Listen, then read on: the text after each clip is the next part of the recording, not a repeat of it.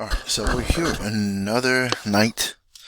Again that I'm doing this. What is this? Okay. Another night that I'm doing this, and now these processes, they do take time. You have to have patience. Okay. Patience, maybe not of steel, but it's good to have that if you have that. But maybe patience, like a strong cardboard box. I don't know, but I'm not saying that you have to be invincible. Okay, I'm not saying that you have to have nerves of steel in order to hedge. No, but you have to see this repeated over and over again. You have to see this, cycle happen. Like I've seen it, hundreds and hundreds and hundreds of times. I don't know, it's not rocket science. This is really just, paying attention. Okay.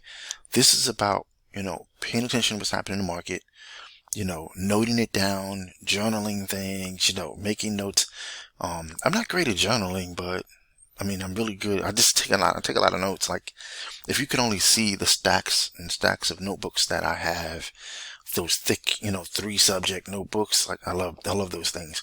I'll buy like lighter ones and then put, write something on the front with a magic marker. I know, childish, but hey, whatever. So let's see here.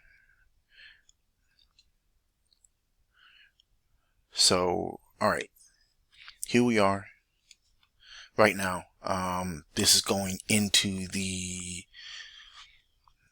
I think it's, let's see, has it been 7, going into the 7th day that I've held the trade, going into this is one of those long ones, something that ends with CAD tends to do that. But just understand that, Canadian pairs, if it's pegged to Canadian, they do tend to take longer. It does happen. Okay? It's not like, RJPY that tends to just constantly look at all the triangles. If I just zoom out,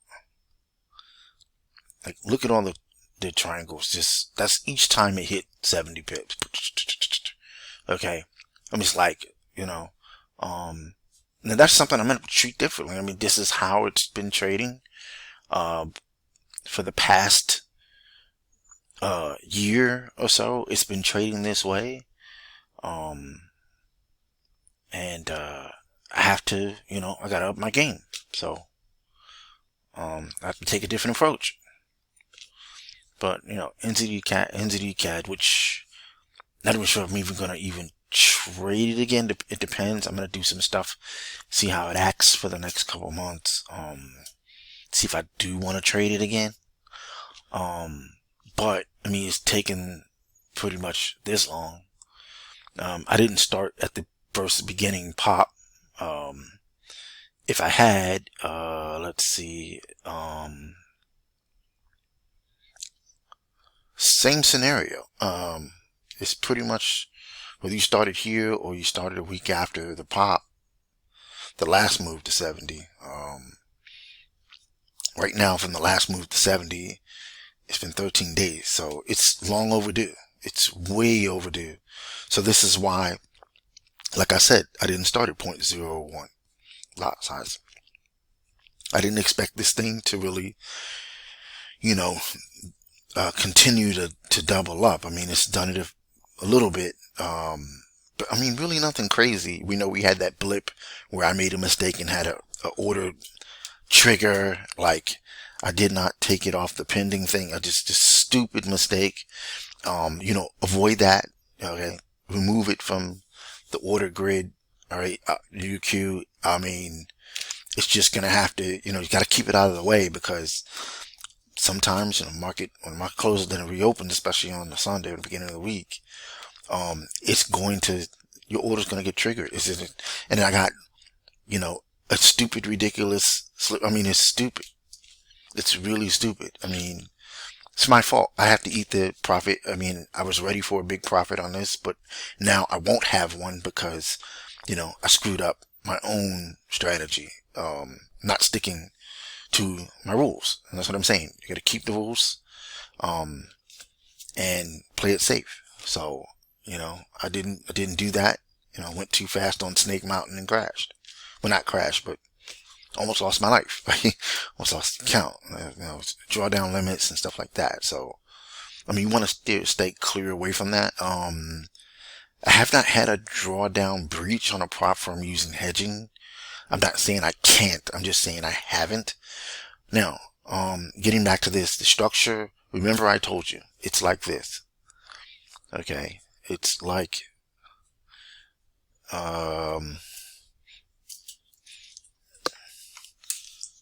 let's see if I can move this keyboard. There's too many keyboards over here. Too many keyboards, wires. All right. So 40, it's like this. Okay. 40, 70. Right. Each time, when you set up, okay, wait for a move to 40 pips, because after that comes the 70. Okay, comes the 70. The 70 minimum. These things sometimes break through that, but they do tend to reverse. Now, I have what I call a market stick. It's a tool that I developed myself. I don't know, I'm fooling around with these charts. I come up with a lot of different things. These are just, these are my latest, basically, where I have tools that are like this. Okay, if you look back here, you see this right here, the stick, that yellow stick. That yellow stick, basically, and I place it, let's have a way that I place it. That stick basically tells me, the pairs limit. So now this stick for NZDCAD, I will show you, is 155 pips long. Okay. NZDCAD tends to do this. Let's see if I can draw it. Let's see if I can try to explain this. I'm not the best explaining this stuff, but stick will start in the middle, be the price,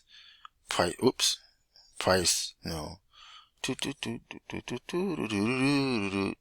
it gets up here, it tends to reverse down to the center, or the other way around, right? You tend to come down here, reverse around to the center, right? And I would have my buy limit. Oh my gosh, my sell limit would be at that level, right at the top of the stick, and my TP would be down here. Okay, that's my market stick. I call it market stick, market structure stick. This is how I see the market. Okay. Now, sometimes, well, not sometimes, but eventually, okay, you get a move where I place a new stick, and I do it each time, place a new one, I clone a new one, like I'm cloning these triangles. Oh man, okay, it'll go up, after it's already bounced a few times, and then it'll just break out. Then that stick, will, oh man, will then, where do I want to?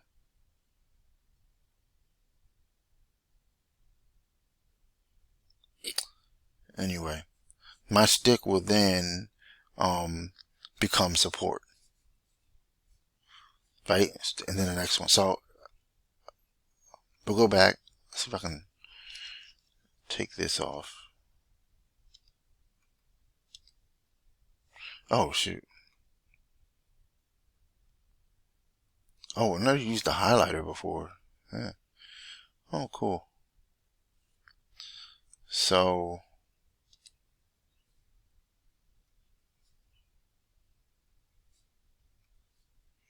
I'm trying to erase this. Oh, I'm using the wrong keyboard again. I gotta put that keyboard away.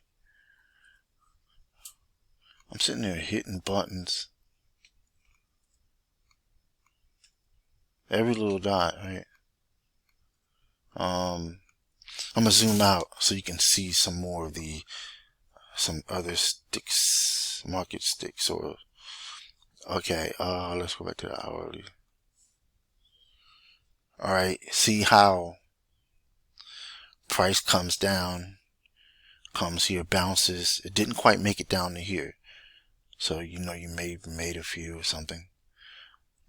Comes here, comes back in. Sometimes it come back in and we'll hit here, right? Didn't quite. It tried to do it, right? Couldn't quite do it. Ended up breaking out.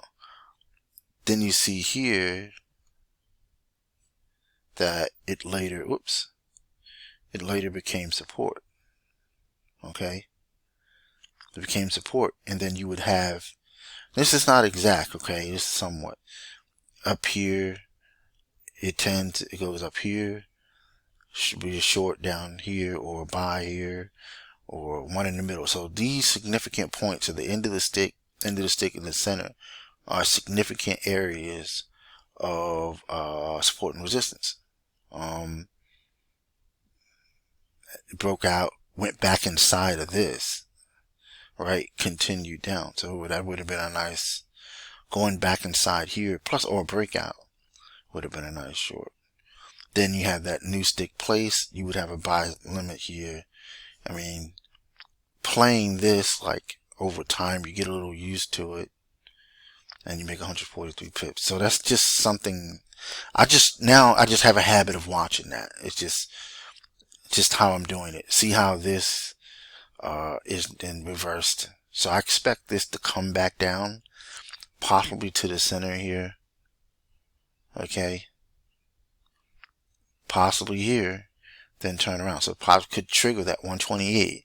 I kind of hope it does, and I want to move on from it, and it doesn't. It's fine. But this going back into this box or whatever also tends to be support. Okay, you see that, right? Also tends to be support, and then do 70. But or it can come back in and do 70, or it can go here and do 70 on the opposite side. Either way, the next move is going to be 70 pips. Okay, so we're waiting for that to happen soon. We're going to keep watching it. All right.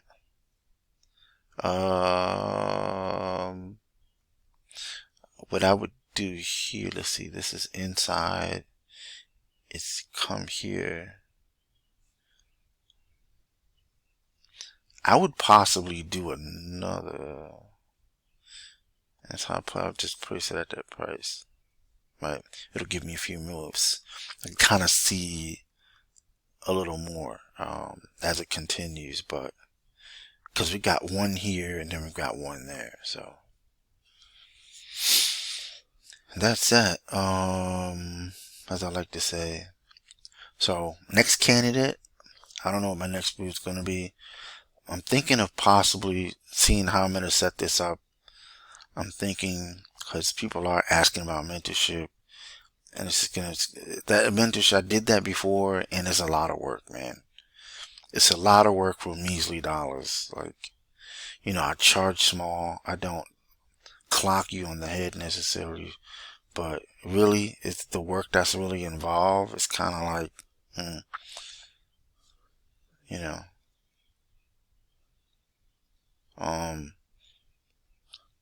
but I'm trying to do this stuff for free. But hey, time is money.